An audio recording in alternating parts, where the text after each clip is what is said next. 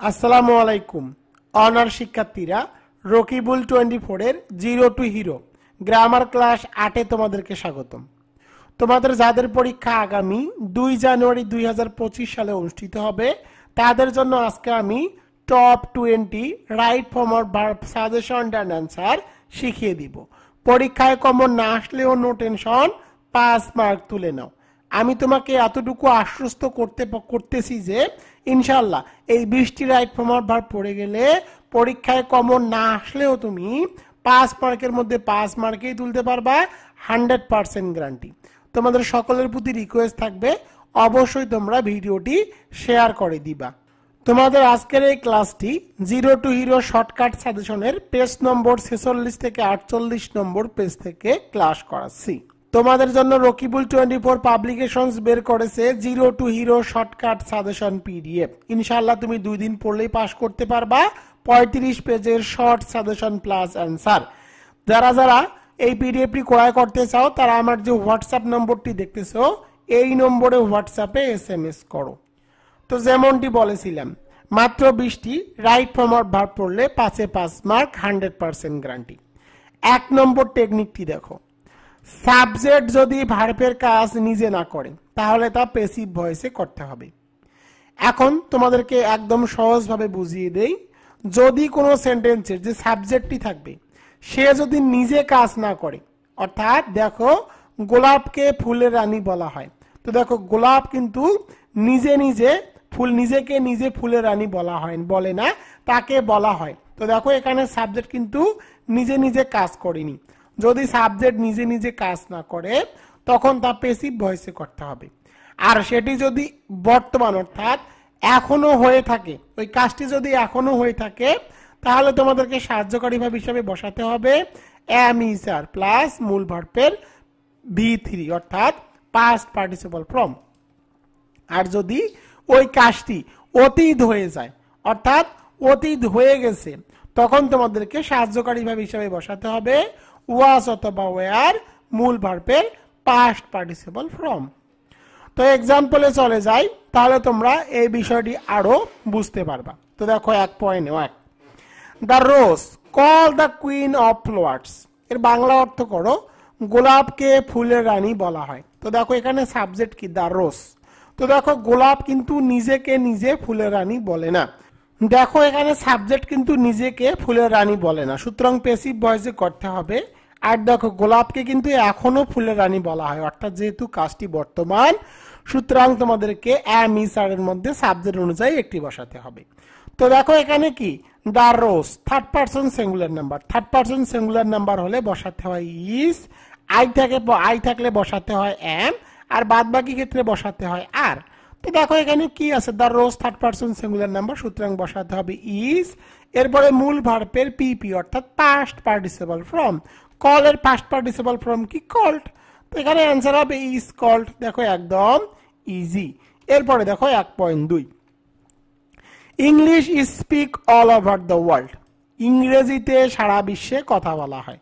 তো দেখো ইংলিশ কিন্তু নিজে কাজ করে না, নিজে কিন্তু কথা বলে না, তাকে বলা হয়, অর্থাৎ সাবজেক্ট নিজে নিজে কাজ করতেছে না, প্যাসিভ ভয়েসে করতে হবে। আর দেখো ইংরেজিতে সারা বিশ্বে কিন্তু এখনো কথা বলা হয় অর্থাৎ বর্তমান। English third person singular number, তাই তোমাদেরকে বসাতে হবে ইজ বসালাম। এরপরে মূল ভার্বের পিপি করতে হবে। তো দেখো এখানে কি আছে স্পিক, স্পিকের পিপি কি, স্পিকের পিপি হলো স্পোকেন। তো এখানে অ্যান্সার হবে ইজ স্পোকেন। আশা করি তোমরা এটিও বুঝতে পেরেছো।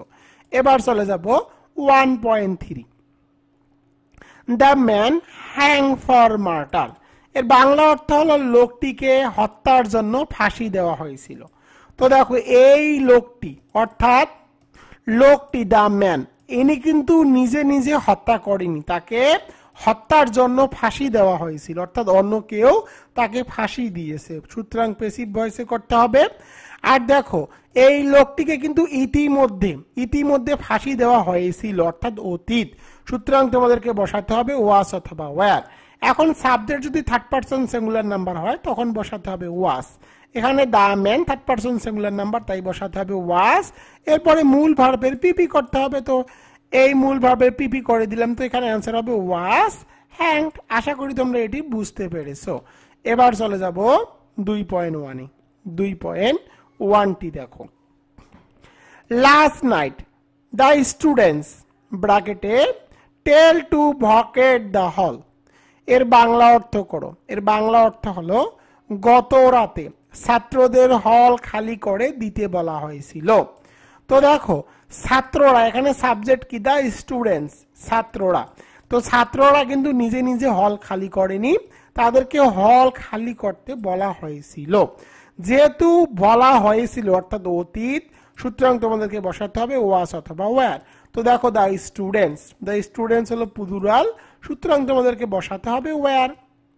তো ওয়্যার বসালাম। এরপরে দেখো টেলের পাস্ট পার্টিসিপল ফর্ম কি? টোল্ড। তো এখানে অ্যান্সার হবে ওয়্যার টোল্ড। আশা করি তোমরা এটিও বুঝতে পেরেছো। 2.2 ইউ ব্র্যাকেটে punish yesterday for your dishonesty. এর বাংলা অর্থ হলো তোমাকে গতকাল তোমার অসততার জন্য শাস্তি দেওয়া হয়েছিল। তো দেখো এখানে সাবজেক্ট হলো ইউ। তো দেখো ইউ কিন্তু নিজে নিজেকে শাস্তি দেয়নি, তাকে শাস্তি দেওয়া হয়েছিল, সুতরাং এটি প্যাসিভ ভয়েসে করতে হবে। আর দেখো এটি কিন্তু ইতিমধ্যে অর্থাৎ গতকাল তাকে শাস্তি দেওয়া হয়েছিল অর্থাৎ অতীত, সুতরাং বসাতে হবে ওয়াস অথবা ওয়্যার। তো দেখো এখানে আছে ইউ, ইউ এর সাথে কখনো ওয়াস বসে না। হি শি ইট নেম এর সাথে থার্ড পারসন সিঙ্গুলার নাম্বারের সাথে বসে ওয়াস, আর বাদ বাকি ক্ষেত্রে বসাতে হয় ওয়্যার। তো দেখো এখানে হি শি ইট নেম নাই, সুতরাং এখানে তোমাদেরকে ওয়্যার বসাতে হবে। এরপরে দেখো পানিশ, পানিশের পিপি হলো পানিশড, তো এখানে অ্যান্সার হবে ওয়্যার পানিশড। তো এবছর right form of verb with passive voice, এখান থেকে একটি রাইট ফর্ম অফ ভাষার সম্ভাবনা অনেক অনেক বেশি। তোমরা অবশ্যই এটি মনোযোগ সহকারে পড়ে পরীক্ষা দিতে যাবা। এবার চলে যাব 2 নম্বরে। 2 নম্বরটি দেখো সিকুয়েন্স অফ টেন্স। তো দেখো তোমাদের এত কিছু মনে রাখতে হবে না, যেহেতু সময় কম তাই তোমাদেরকে শর্টকাট ভাবে শিখিয়ে দিই। কোনো বাক্যের মধ্যে যদি তোমরা দ্যাট দেখো, কোনো বাক্যের মধ্যে যদি দ্যাট থাকে, দ্যাট এই ওয়ার্ডটি থাকে, তাহলে বুঝতে হবে সেটি সিকুয়েন্স অফ টেন্স। কোনো বাক্যের মধ্যে দ্যাট থাকলে আর ওই বাক্যটির মধ্যে যদি বিফর অথবা অলরেডি থাকে, বিফর অথবা অলরেডি থাকলে আনসার লিখতে হবে হ্যাড প্লাস ভার্বের পাস্ট পার্টিসিপল ফর্ম। আর যদি বাক্যটির মধ্যে বিফর অথবা অলরেডি না থাকে, তখন তোমাদেরকে আনসার লিখতে হবে উড প্লাস ভার্বের বেস ফর্ম। আমি আবার বলি, কোন বাক্যের মধ্যে যদি দ্যাট থাকে, কোন বাক্যের মধ্যে যদি দ্যাট থাকে, তাহলে বুঝতে হবে সেটি সিকোয়েন্স অফ টেন্স। আর সেই বাক্যটির মধ্যে যদি বিফর অথবা অলরেডি থাকে, তখন অ্যান্সার লিখতে হবে হ্যাড প্লাস ভার্বের 3 নম্বর ফর্ম। আর যদি বিফর আর অলরেডি না থাকে, তখন অ্যান্সার লিখতে হবে উড প্লাস ভার্বের বেস। 3.1টি দেখো, তাহলে বুঝতে পারবা। He said that, he said that he meet her before. তো দেখো এই বাক্যের মধ্যে কি আছে? বিফর আছে। যেহেতু এই বাক্যের মধ্যে বিফর আছে, বিফর থাকলে আনসার লিখতে হবে কি হ্যাড প্লাস ভার্বের পিপি। সূত্র থেকে বসালাম হ্যাড। তো দেখো এখানে কি আছে? মিট। মিটের পিপি কি? তো দেখো মিটের পিপি হলো মিট, এমইটি, অর্থাৎ 3 নম্বর ভার্বের ফর্ম। তো এখানে আনসার হবে হ্যাড মিট। আর কেন এটি সিকোয়েন্স অফ টেন্স? কারণ হলো এই বাক্যটির মধ্যে দ্যাট আছে, দ্যাট থাকলে বুঝতে হবে সেটি সিকোয়েন্স অফ টেন্স। পরেরটি দেখো, Selina said that she already finished all her course. তো দেখো এখানে কি আছে? দ্যাট আছে। কোন বাক্যের মধ্যে যদি দ্যাট থাকে, তাহলে বুঝতে হবে সেটি সিকোয়েন্স অফ টেন্স। আর আমি তোমাদেরকে আগেই বলে দিয়েছি, কোন বাক্যের মধ্যে বিফর অথবা অলরেডি থাকলে তোমাদেরকে আনসার লিখতে হবে হ্যাড প্লাস ভার্বের পিপি। সূত্র থেকে বসালাম হ্যাড, যেহেতু এই বাক্যের মধ্যে কি আছে? অলরেডি আছে। এরপরে ভার্বের পিপি করতে হবে। তো দেখো এখানে ফিনিশডের পিপি ফিনিশডেই করা আছে, সুতরাং এখানে আর পরিবর্তন করা যাবে না। এখানে অ্যান্সার হবে হ্যাড ফিনিশড। কিন্তু এখানে বাক্যটি সঠিক হবে না।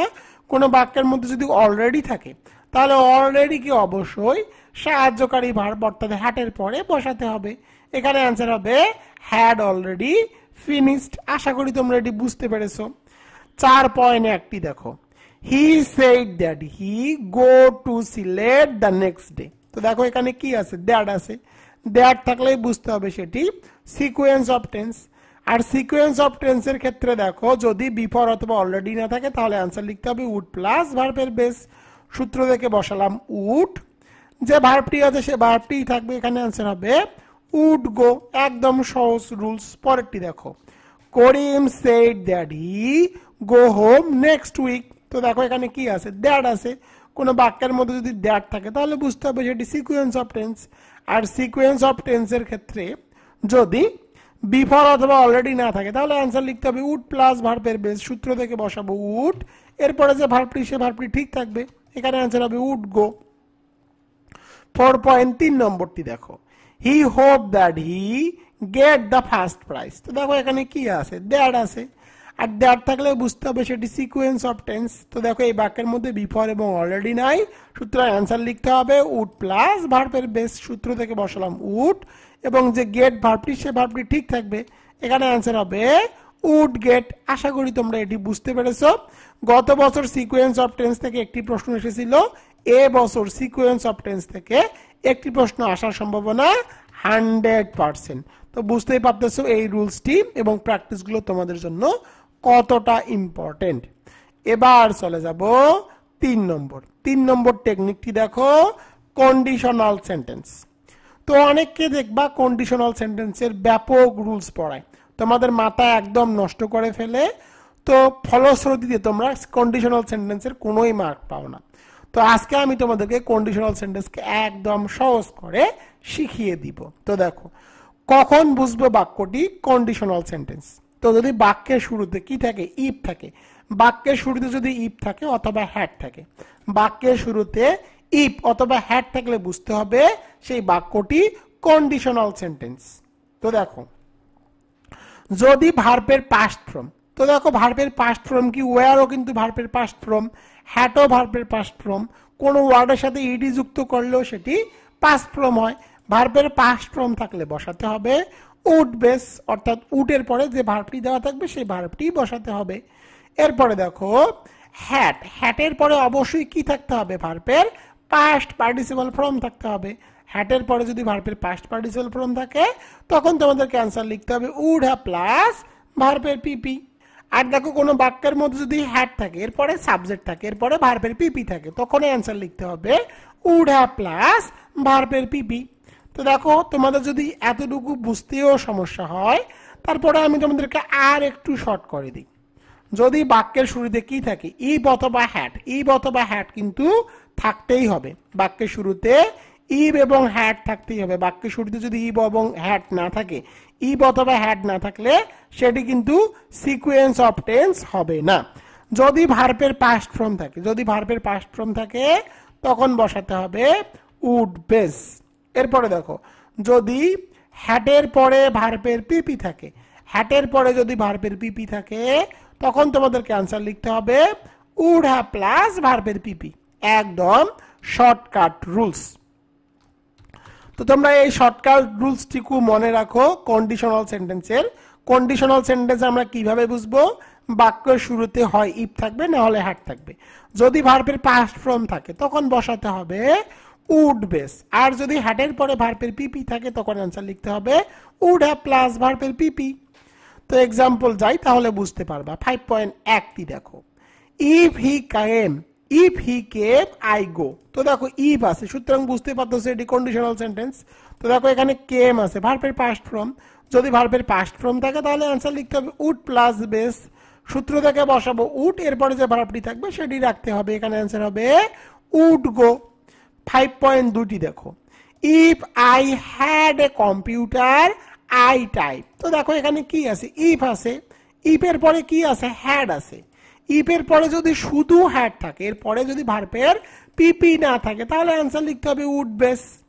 তো সূত্র থেকে বসালাম উড, এরপরে যে টাইপ সে টাইপটি ঠিক থাকবে, এখানে आंसर হবে উড টাইপ। পরেরটি দেখো, if you take medicine you would get cure. তো দেখো এখানে কি আছে, উড প্লাস ভার্ব আছে। যদি উড প্লাস ভার্ব থাকে তাহলে সামনে ব্র্যাকেটে কোনো ওয়ার্ড দেওয়া থাকলে তার কি করতে হবে, পাস্ট ফর্ম করতে হবে। তো দেখো এখানে আছে টেক, টেকের পাস্ট ফর্ম কি, টেকের পাস্ট ফর্ম হলো টুক। তো এখানে आंसर হবে টুক। আশা করি তোমরা এটিও বুঝতে পেরেছো। এগুলো আমি একদম সহজভাবে তোমাদেরকে শিখিয়ে দিচ্ছি। এরপরটি দেখো, if I were a king. I help the poor. তো দেখো এখানে ইফ আছে, ইফ থাকলে বুঝতে হবে সেটি কন্ডিশনাল সেন্টেন্স। তো এখানে দেখো ওয়্যার আছে, ভার্বের পাস্ট ফর্ম। যেহেতু আমি এখানে কিন্তু ব্র্যাকেটে লিখে দিয়েছিলাম ওয়্যার অথবা শুধু হ্যাড। তো দেখো এখানে ওয়্যার আছে, ওয়্যার থাকলে কি করতে হবে, উড প্লাস ভার্বের বেস বসাতে হবে। সূত্র থেকে বসালাম উড, আর হেল্পটি হেল্প ঠিক থাকবে। তো এখানে आंसर হবে উড হেল্প। পরেরটি দেখো 5.5, if you had studied regularly you pass the exam. তো দেখো এখানে কি আছে, হ্যাড আছে, হ্যাডের পরে ভার্বের পিপি আছে, স্টাডিড অর্থাৎ ভার্বের পাস্ট পার্টিসিপল। তো দেখো হ্যাডের পরে ভার্বের পাস্ট পার্টিসিপল থাকলে কি করতে হবে, आंसर লিখতে হবে উড হ্যাভ প্লাস ভার্বের পিপি। সূত্র থেকে বসালাম উড হ্যাভ পাস, পাসের পিপি কি পাস্ট। তো এখানে आंसर হবে উড হ্যাভ পাস্ট। আশা করি তোমরা এটিও বুঝতে পেরেছো। এবার পরে চলে যাব 6.2 এ। দেখো if he had help me I help him. তো দেখো এখানে ইফ আছে, তাহলে বুঝতে হবে সেটি কন্ডিশনাল সেন্টেন্স। তো দেখো এখানে হ্যাড আছে, হ্যাডের পরে পিপি আছে হেল্প।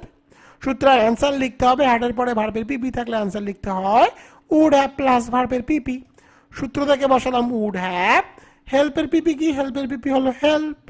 তো এখানে आंसर হবে উড হ্যাভ হেল্প। পরেরটি দেখো 6.3, had I been a rich man I help the poor. তো দেখো এখানে কি আছে, হ্যাড আছে, হ্যাডের পরে ভার্বের পিপি আছে বিন। হ্যাডের পরে যদি ভার্বের পিপি থাকে তাহলে आंसर লিখতে হবে উড হ্যাভ প্লাস ভার্বের পিপি। সূত্র থেকে বসালাম উড হ্যাভ, হেল্প আছে, হেল্পের পিপি কি, হেল্পের পিপি হলো হেল্প। তো এখানে आंसर হবে উড হ্যাভ হেল্প। আশা করি তোমরা কন্ডিশনাল সেন্টেন্স বুঝতে পেরেছো। এবার চলে যাব টেকনিক 4 এ। 4 নম্বর টেকনিকটি দেখো। 4 নম্বরটি হলো কজেটিভ ভার্ব। কজেটিভ ভার্ব মানে কি, নিজান্ত ক্রিয়া। তো দেখো সাবজেক্টের পরে যদি make, help, let, make, help, let থাকে, এরপরে ব্যক্তি বস্তু যাই থাকুক না কেন ভার্বের বেস ফর্ম বসাতে হবে।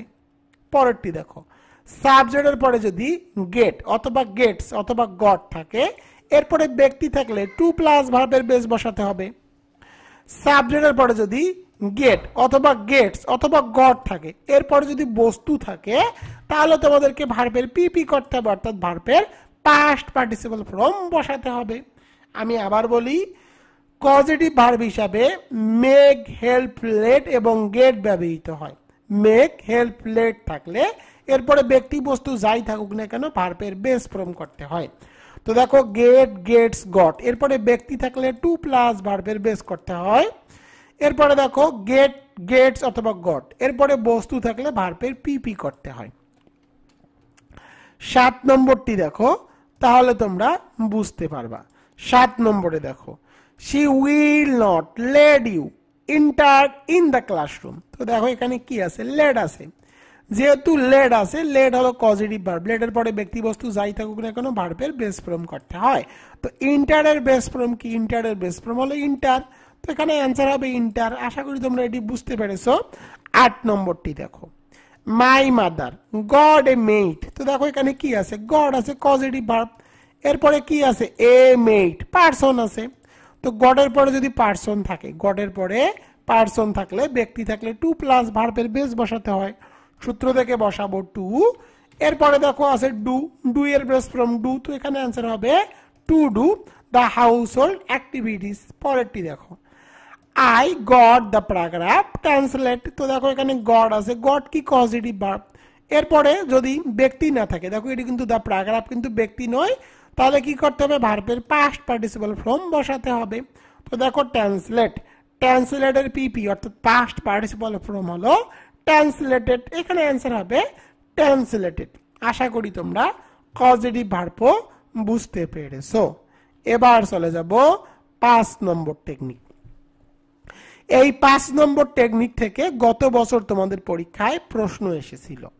তো দেখো বাক্যের মধ্যে যদি উড দ্যাট থাকে তাহলে উত্তরে লিখতে হবে কুড প্লাস ভার্বের বেস, আর বাক্যের মধ্যে যদি লেস থাকে তাহলে आंसर লিখতে হবে শুড প্লাস ভার্বের বেস। এই রুলসটি প্রায় পরীক্ষার মধ্যে চলে আসে। উড দ্যাট থাকলে आंसर লিখতে হবে কুড প্লাস ভার্ব, আর লেস থাকলে লিখতে হবে শুড প্লাস ভার্ব। তো एग्जांपले যাই, would that she come here today. তো দেখো এখানে কি আছে, উড দ্যাট আছে, উড দ্যাট থাকলে आंसर লিখতে হবে কুড প্লাস ভার্ব। সূত্র থেকে বসাবো কুড, এরপরে যে ভার্বটি সে ভার্বটি ঠিক থাকবে, এখানে অ্যান্সার হবে কুড কাম। আশা করি তোমরা এটি বুঝতে পেরেছো। 10.2টি দেখো, would that I enter the room. তো দেখো এখানে কি আছে, উড দ্যাট, কোন বাক্যের মধ্যে উড দ্যাট থাকলে আনসার লিখতে হবে কুড প্লাস ভার্ব, সূত্র থেকে বসালাম কুড। এরপরে দেখো আছে ইন্টার, ইন্টার ভার্বটি ঠিক থাকবে, এখানে আনসার হবে কুড ইন্টার। আশা করি এটিও বুঝতে পেরেছো। 10.3টি দেখো, walk fast lest you miss the train. তো এখানে কি আছে দেখো, লেস্ট আছে, কোন বাক্যের মধ্যে লেস্ট থাকলে আনসার লিখতে হবে শুড প্লাস ভার্ব, সূত্র থেকে বসালাম শুড। এরপরে যে ভার্বটি সে ভার্বটি ঠিক থাকবে, এখানে আনসার হবে শুড মিস। পরেরটি দেখো, run fast lest you miss the train. তো দেখো এখানে লেস্ট আছে, লেস্ট থাকলে কি লিখতে হবে, শুড বসাতে হবে, শুড প্লাস ভার্ব। তো যে ভার্বটি থাকবে সে ভার্বটি বসাতে হবে, এখানে আনসার হবে শুড মিস। মোট কথা হলো, কোন বাক্যের মধ্যে উড দ্যাট থাকলে তোমরা কুড এর পরে যে ভার্বটি দেওয়া থাকবে সেটি বসাবা, আর যদি লেস্ট থাকে, বাক্যের মধ্যে যদি লেস্ট থাকে, তাহলে তোমরা সূত্র থেকে বসাবা শুড, এরপরে যে ভার্বটি দেওয়া থাকবে সেই ভার্বটি বসিয়ে দিবা। এবার চলে যাব টেকনিক 6 নম্বর টেকনিকটি তোমাদের জন্য খুবই ইম্পর্টেন্ট। সেন্টেন্সের ওয়ার্ড দেখে উত্তর লেখার কৌশল বা টেকনিক। তো দেখো, কোন বাক্যের মধ্যে যদি ইয়াস্টারডে, উইশ, ফেন্সি, সিন্স, শুধুমাত্র since, last plus time, it is high টাইমের পরে যদি সাবজেক্ট থাকে, তাহলে যে ভার্বটি দেওয়া থাকবে তার পাস্ট ফর্ম করতে হবে। আমি আবার বলি, yesterday, wish, fancy, since, last plus time, it is high টাইমের পরে যদি সাবজেক্ট থাকে, তাহলে যে ভার্বটি দেওয়া থাকবে তার পাস্ট ফর্ম করতে হবে। তারপরে দেখো, just, just now, already, yet, lately, recently, ever, never যদি থাকে, তাহলে তোমাদেরকে আনসার লিখতে হবে হ্যাভ অথবা হ্যাজ প্লাস মূল ভার্বের পাস্ট পার্টিসিপল। আর যদি কোনো বাক্যের মধ্যে শুধুমাত্র হ্যাভ অথবা হ্যাজ থাকে, তাহলে অ্যান্সার লিখতে হবে ভার্বের পাস্ট পার্টিসিপল। তো দেখো, ফর অথবা সিন্স, ফর অথবা সিন্সের পরে যদি সময়ের উল্লেখ থাকে, তখন অ্যান্সার লিখতে হবে হ্যাভ বিন অথবা হ্যাজ বিন, মূল ভার্বের সাথে আইএনজি যোগ। এরপরে দেখো, বিফর অথবা আফটার অথবা অ্যাজ দো অথবা অ্যাজ ইফ। আমি আবার বলি, এই রুলসটি খুব ইম্পর্টেন্ট। গত বছর এখান থেকে একটি প্রশ্ন এসেছিল, বিফর অথবা আফটার অথবা অ্যাজ দো অথবা অ্যাজ ইফ, এগুলো যদি কোনো বাক্যের মধ্যে দেওয়া থাকে, তাহলে অ্যান্সার লিখতে হবে হ্যাড প্লাস ভার্বের পিপি, অর্থাৎ ভার্বের পাস্ট পার্টিসিপল। তো এক্সাম্পলে চলে যাই, তাহলে তোমরা বুঝতে পারবা। দেখো, I fancy, I turn fail. তো দেখো এখানে কি আছে, ফেন্সি আছে, ফেন্সি থাকলে ব্র্যাকেটে যে ওয়ার্ডটি থাকবে তার পাস্ট ফর্ম করতে হবে। তো টার্নের পিপি হলো, অর্থাৎ টার্নের পাস্ট পার্টিসিপল হলো টার্নড। তো এখানে অ্যান্সার হবে টার্নড। 12.2টি দেখো, I dream a bad dream last night. কোনো বাক্যের মধ্যে যদি লাস্ট প্লাস টাইম থাকে, তাহলে অ্যান্সার লিখতে হবে যে ভার্বটি থাকবে তার পাস্ট ফর্ম করতে হবে। তো দেখো এখানে আছে ড্রিম, ড্রিমের পাস্ট ফর্ম কি, ড্রিমড। তো এখানে অ্যান্সার হবে ড্রিমড। 12.3টি দেখো, it is high time she change her habit. তো দেখো, it is high time, it is high টাইমের পরে যদি সাবজেক্ট থাকে, তাহলে যে ব্র্যাকেটে যে ওয়ার্ডটি দেওয়া থাকবে তার পাস্ট ফর্ম করতে হবে। সেন্স এর পাস্ট ফর্ম হলো সেন্সড। তো এখানে অ্যান্সার হবে সেন্সড। 12.4টি দেখো, 5 years have passed since he left the country। তো দেখো, কোনো বাক্যের মধ্যে যদি শুধুমাত্র সিন্স থাকে, কোনো বাক্যের মধ্যে যদি শুধুমাত্র সিন্স থাকে, তাহলে ব্র্যাকেটে যে ওয়ার্ডটি দেওয়া থাকবে তার পাস্ট ফর্ম করতে হবে। তো দেখো এখানে আছে লিপ, লিপের পাস্ট ফর্ম কি, লিপের পাস্ট ফর্ম হলো ল্যাপ্ট। তো এখানে অ্যান্সার হবে ল্যাপ্ট। পরেরটি দেখো, 13 number, I not yet finish the work. তো কোনো বাক্যের মধ্যে যদি ইয়েট থাকে, দেখো কোনো বাক্যের মধ্যে কি থাকে, ইয়েট থাকে। তো দেখো এই বাক্যটির মধ্যে কি আছে, ইয়েট আছে। কোনো বাক্যের মধ্যে যদি ইয়েট থাকে, তাহলে অ্যান্সার লিখতে হবে হ্যাভ অথবা হ্যাজ, মূল ভার্বের পিপি। তো যেহেতু এই বাক্যের মধ্যে ইয়েট আছে, সুতরাং তোমাদেরকে নিতে হবে হ্যাভ অথবা হ্যাজ, মূল ভার্বের পিপি।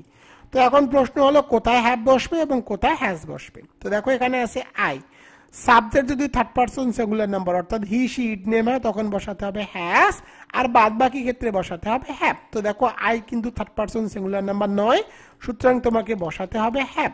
এরপরে মূল ভার্বের পাস্ট পার্টিসিপল করতে হবে। এখানে আছে ফিনিশ, ফিনিশের পাস্ট পার্টিসিপল ফর্ম হলো ফিনিশড। তো দেখো, কোনো বাক্যের মধ্যে যদি নট থাকে, কোনো বাক্যের মধ্যে যদি নট থাকে তাহলে নটকে অবশ্যই সাহায্যকারী ভার্বের পরে বসাতে হবে। তো দেখো এখানে সাহায্যকারী ভার্ব হিসেবে দেওয়া আছে হ্যাভ, তো হ্যাভের পরে নট বসালাম, আর ইয়েট থাকলে ইয়েটকে নটের পরে বসাতে হয়। এখানে অ্যান্সার হবে হ্যাভ নট ইয়েট ফিনিশড। এখন প্রশ্ন হলো যদি এই বাক্যের মধ্যে নট না থাকতো তাহলে তোমরা কি করতে? তাহলে নটকে বাদ দিতা, দিয়ে ইয়েটকে তখন সাহায্যকারী ভার্বের পরে বসাতে হতো, তখন অ্যান্সার হতো হ্যাভ ইয়েট ফিনিশড। আশা করি বুঝতে পেরেছো। 13.2টি দেখো, হি বাই এ কার রিসেন্টলি। কোন বাক্যের মধ্যে রিসেন্টলি থাকলে অ্যান্সার লিখতে হয় হ্যাভ অথবা হ্যাজ, মূল ভার্বের পিপি। তো দেখো এখানে he third person singular number, third person singular নাম্বারের সাথে বসাতে হয় হ্যাজ। এরপরে দেখো বাই, বাই এর পিপি কি? বাই এর পাস্ট পার্টিসিপাল ফর্ম হলো বট, তো বাই এর পিপি করলাম বট। আর যদি কোনো বাক্যের মধ্যে রিসেন্টলি থাকে রিসেন্টলিকে সাহায্যকারী ভার্বের পরে বসাতে হয়, তো সাহায্যকারী ভার্বের পরে বসিয়ে দিয়েছি, এখানে অ্যান্সার হবে হ্যাজ রিসেন্টলি বট। 13.3 নম্বরটি দেখো, the river has overflow it's banks. তো দেখো কোনো বাক্যের মধ্যে যদি হ্যাভ অথবা হ্যাজ থাকে এরপরে ব্র্যাকেটে যে ওয়ার্ডটি দেওয়া থাকবে তার পিপি করতে হবে, অর্থাৎ পাস্ট পার্টিসিপাল ফর্ম, অর্থাৎ ভার্বের 3 নম্বর ফর্ম। তো দেখো এখানে কি আছে? ওভারফ্লো।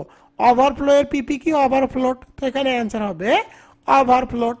14.1টি দেখো, they learn English for 7 days।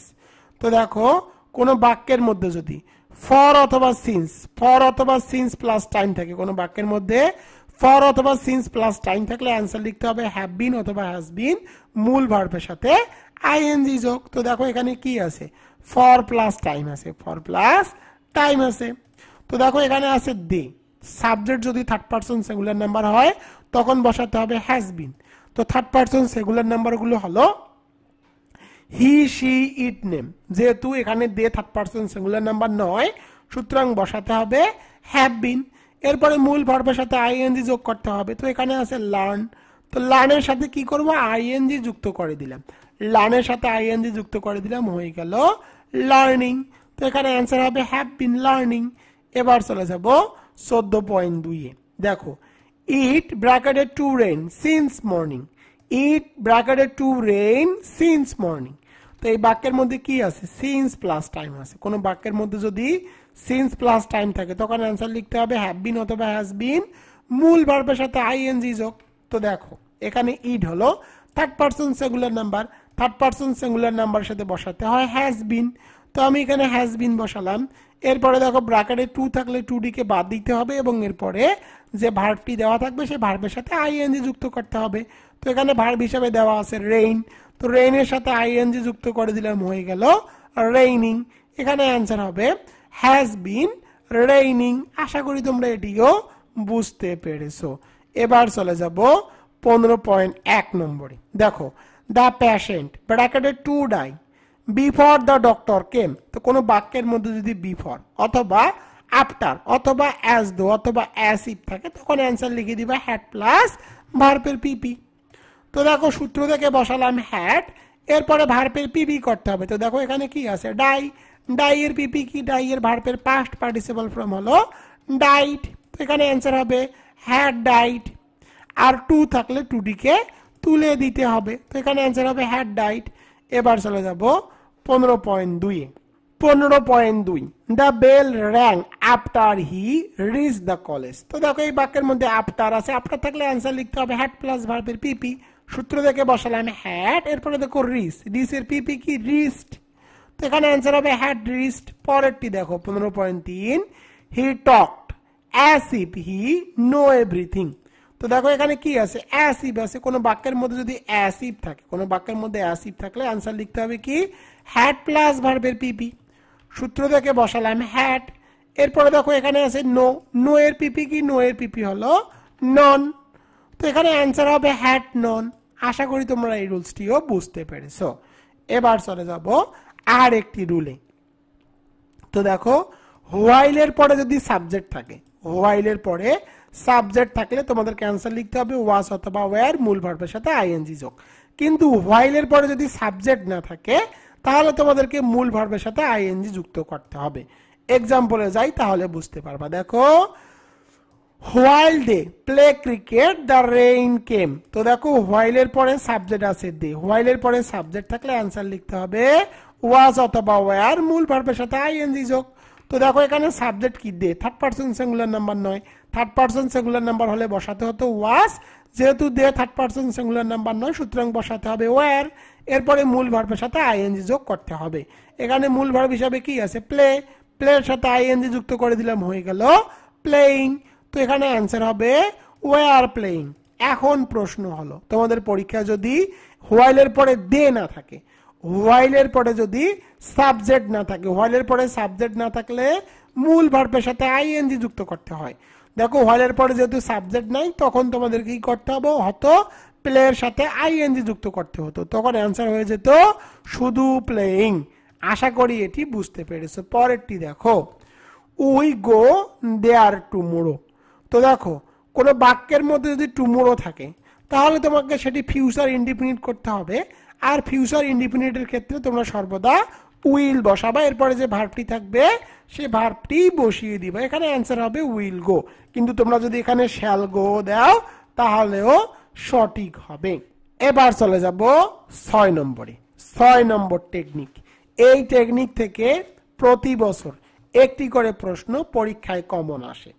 কোন বাক্যের মধ্যে would you mind, can not help বা can not but, with a view to, be, be বলতে আমি স্যার, এর অথবা গেট ইউজ টু, অর্থাৎ বি এর পরে কি থাকবে ইউজ টু থাকবে, অথবা গেটের পরে ইউজ টু থাকবে। যদি শুধু ইউজ টু থাকে তাহলে কিন্তু টু প্লাস ভার্বের বেস ফর্ম করতে হবে, কিন্তু বি অথবা গেটের পরে যদি ইউজ টু থাকে তখন তোমাদেরকে মূল ভার্বের সাথে আইএনজি যোগ করতে হবে। প্রিপজিশন, প্রিপজিশন গুলো কি কি, on, of, from, without. Possessive case, possessive case গুলো কি, মাই, হিজ, ইয়োর, আওয়ার, দেয়ার, হার, রহিমস, অর্থাৎ নামের সাথে অ্যাপোস্ট্রফি এস। সিম্পল সেন্টেন্সের দ্বিতীয় ভার্ব যদি উদ্দেশ্যবিহীন হয়, অর্থাৎ কোনো উদ্দেশ্য না বোঝায়। হোয়াইলের পরে যদি ভার্ব থাকে, একটু আগে যেটি তোমাদেরকে বললাম, হোয়াইলের পরে যদি শুধু ভার্ব থাকে তাহলে ভার্ব প্লাস আইএনজি করতে হবে।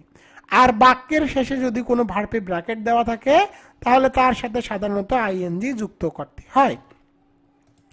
16.1টি দেখো, উড ইউ মাইন্ড। তো দেখো উড ইউ মাইন্ডের পরে ভার্ব দেওয়া থাকলে সেই ভার্বের সাথে আইএনজি যুক্ত করতে হয়। তো হ্যাবের সাথে আইএনজি যুক্ত করে দিলাম হয়ে যাবে হ্যাভিং। এখানে অ্যান্সার হবে having. Would you mind having a cup of tea. এবার চলে যাব 16.2 এ। 16.2টি দেখো, I went to New Market with a view to buy a new shirt. তো কোনো বাক্যের মধ্যে উইথ এ ভিউ টু থাকলে এরপরে যে ভার্বটি থাকবে তার সাথে আইএনজি যুক্ত করতে হয়। তো দেখো এখানে কি আছে, বাই, বাই এর সাথে আইএনজি যুক্ত করে দিব হয়ে যাবে বাইং। এখানে অ্যান্সার হবে বাইং। 16.3টি দেখো, we must invent the ways of increase our wealth again. তো দেখো এখানে অব আছে, অব হলো প্রিপজিশন, প্রিপজিশনের পরে ব্র্যাকেটে কোনো ওয়ার্ড দেওয়া থাকলে সেই ওয়ার্ডের সাথে আইএনজি যুক্ত করতে হয়। আমি এখানে আইএনজি যুক্ত করে দিলাম, এখানে অ্যান্সার হবে ইনক্রিজিং। এবার চলে যাব 16.4 এ। 16.4 নম্বরটি দেখো, I saw two boys swim in the pond. এর বাংলা অর্থ হলো আমি দেখলাম দুজন বালককে পুকুরে সাঁতার কাটতেছে। তো দেখো এই বাক্য দ্বারা কিন্তু কোনো উদ্দেশ্য বোঝায়নি। তোমরা মনে রাখবা কোনো বাক্যের মধ্যে যদি দুইটি ভার্ব থাকে, দেখো এখানে একটা স ভার্ব এবং পরে দেখো সুইম ভার্ব, তাহলে দ্বিতীয় ভার্বের সাথে আইএনজি যুক্ত করতে হবে। তো সুইমের সাথে আইএনজি যুক্ত করে দিব হয়ে যাবে সুইমিং। এখানে অ্যান্সার হবে সুইমিং। এবার চলে যাব 16.5 এ। She came to college run. আমি বলেছি সাধারণত কোনো রাইট ফর্ম অর ভার্বের ক্ষেত্রে যদি ব্র্যাকেটটি ওয়ার্ডের শেষে দেওয়া থাকে তখন তোমরা সিম্পলি সেই ওয়ার্ডটির সাথে আইএনজি যুক্ত করে দিবা। তো রানের সাথে আইএনজি যুক্ত করে দিলে হয়ে যায় রানিং। এবার চলে যাব 16.6 এ। I do not like his came here. তো দেখো এখানে হিজ হলো কি পজিটিভ কেস, হিজ হলো পজিটিভ কেস। পজিটিভ কেসের পরে ব্র্যাকেটে কোনো ওয়ার্ড দেওয়া থাকলে সেই ওয়ার্ডের সাথে আইএনজি যুক্ত করতে হয়। তো দেখো এখানে আছে কাম, কামের সাথে আইএনজি যুক্ত করে দিলাম হয়ে যাবে কামিং। প্রতি বছর টেকনিক 6 থেকে একটি রাইট ফর্ম অর ভার্ব হুবহু কমন চলে আসে। এবার চলে যাব 7 নম্বর টেকনিকে। 7 নম্বর টেকনিকটি হলো সাবজেক্ট ভার্ব এগ্রিমেন্ট। সাবজেক্ট যদি সিঙ্গুলার হয় তাহলে এস যুক্ত ভার্ব বসাতে হবে, আর সাবজেক্ট যদি প্লুরাল হয় তাহলে এস মুক্ত ভার্ব বসাতে হবে। তো দেখো, preposition along with, as well as যুক্ত বাক্যের আগের অংশ সাবজেক্ট হয়। তো তোমাদেরকে এত কিছু একটাও মনে রাখতে হবে না, জাস্ট তোমরা এতটুকু মনে রাখো। বাক্যের মধ্যে সাবজেক্ট হিসাবে যদি one, is, the colour, the quality, many a, the agenda, neither, he, charity, a pair, walking, 50 miles, the captain, the fruits, the Arabian Nights, যে কোনো বইয়ের নাম, স্লো অ্যান্ড স্টেডি, এগুলো থাকে তাহলে বুঝতে হবে এগুলো সিঙ্গুলার সাবজেক্ট। আর সাবজেক্ট হিসাবে যদি এগুলো থাকে, ব্র্যাকেটে বি থাকলে অ্যান্সার লিখবা ইজ, ব্র্যাকেটে হ্যাভ থাকলে অ্যান্সার লিখবে হ্যাজ, এবং ব্র্যাকেটে কোনো ওয়ার্ড দেওয়া থাকলে সেই ওয়ার্ডের সাথে এস যুক্ত করে দিবা।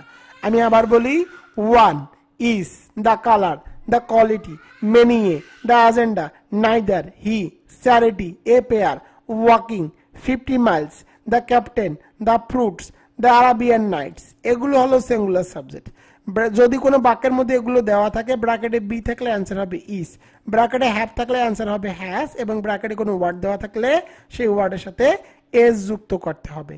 এবার এক্সাম্পলে চলে যাই, তাহলে তোমরা এই রুলসটি ভালো মতো বুঝতে পারবা। তো দেখো, এক্সাম্পলে চলে যাই। 17.1টি দেখো, ওয়ান কিন্তু সিঙ্গুলার সাবজেক্ট। তো দেখো, one of the pens be black. তো আমি বলেছি ওয়ান যদি কোনো বাক্যের মধ্যে দেওয়া থাকে, ব্র্যাকেটে বি থাকলে বি কে পরিবর্তন করে অ্যান্সার লিখতে হবে ইজ। দেখো, বি কে পরিবর্তন করে অ্যান্সার লিখতে হবে ইজ, এখানে অ্যান্সার হবে ইজ। 17.2টি দেখো, the colour of his eyes be blue.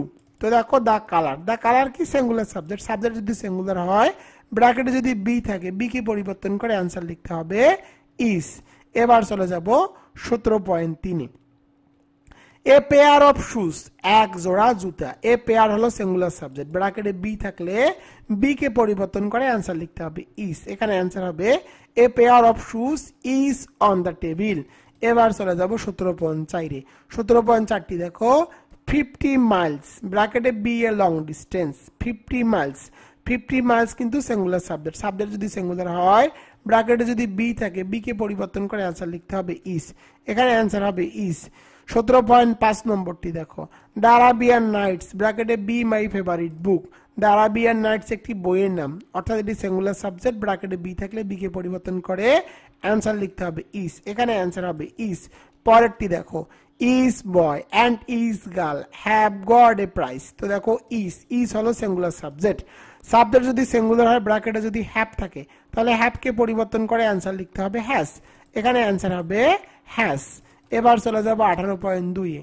18.2 নম্বরটি দেখো, নাইদার অফ দ্য বয়েজ, ব্র্যাকেটে to have done the homework. তো নাইদার আছে, নাইদার হলো সিঙ্গুলার সাবজেক্ট, ব্র্যাকেটে হ্যাভ থাকলে হ্যাভ কে পরিবর্তন করে অ্যান্সার লিখতে হবে হ্যাজ, এবং টু কে তুলে দিতে হবে, এখানে অ্যান্সার হবে হ্যাজ।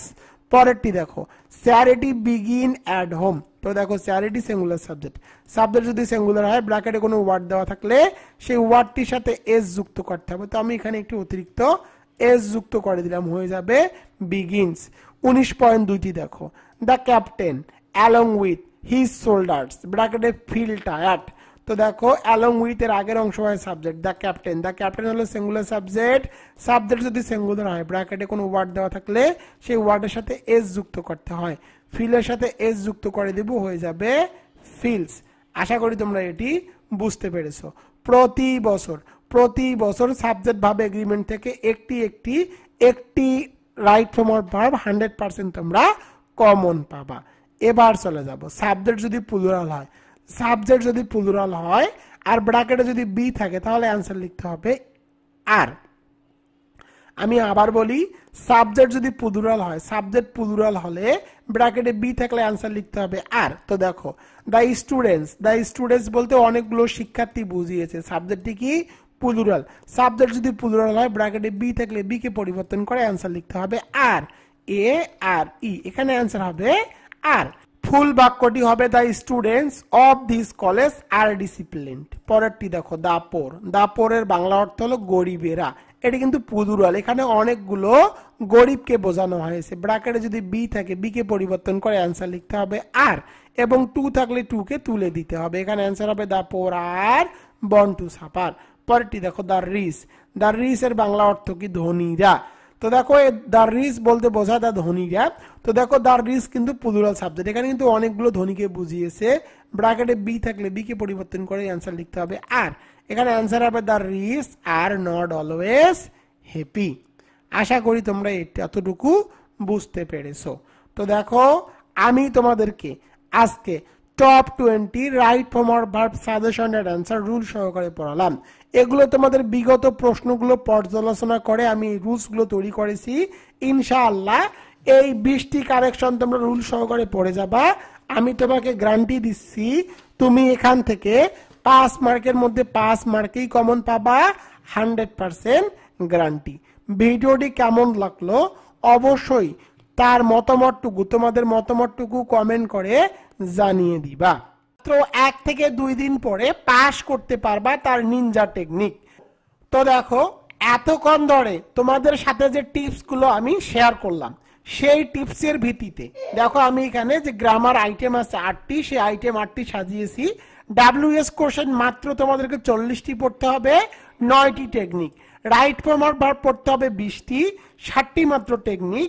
আর্টিকেলস পড়তে হবে 8টি, 4টি মাত্র টেকনিক দেওয়া আছে। কারেকশনে পড়তে হবে মাত্র 20টি, রুলস এবং প্র্যাকটিস। চেঞ্জিং ওয়ার্ড পড়তে হবে 100টি, 4টি টেকনিক পড়তে হবে।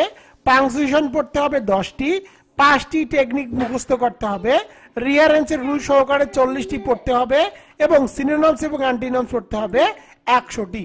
এবার চলে যাব রিটেন 35 মার্কের জন্য কতটুকু পড়তে হবে।